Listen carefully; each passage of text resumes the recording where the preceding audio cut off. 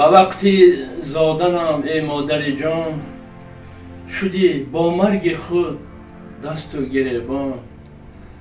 برای آن که شب راحت بخوابم، شدی تو تا سحر گهواره جنبان. ولی قدرت نکردم آچه جان، پشیمانم پشیمانم پشیمان. بسد امید داد شیری پاکت، ز خون قلب زار و دردناکت. که تا روز شوم مرهم به جانت، به قلبی ریش ریش و چاک چاکت. ببخشا آچه جانی بهتر از جان، پشیمانم پشیمانم پشیمان. همیشه مهری من بود در دل تو، زی من آباد بود این منزل تو. از آن روزی که من ترکت نمودم، غم و اندوه گردید حاصل تو.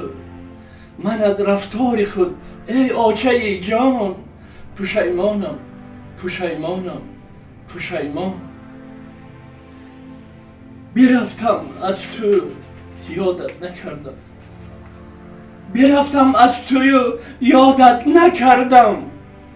با یک حرفی خوش شادت نکردم. تو بودی خونجگر از دوری من، زی بندی قدس آزادت نکردم. ببخشا آچه جانی بهتر از جان، پشیمانم پشیمانم پشیمان.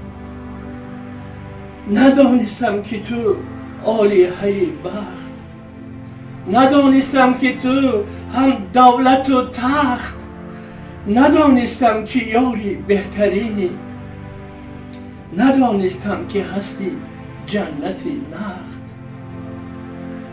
کنون من آرزو با چشم گریان، پشیمانم پشیمانم پشیمان.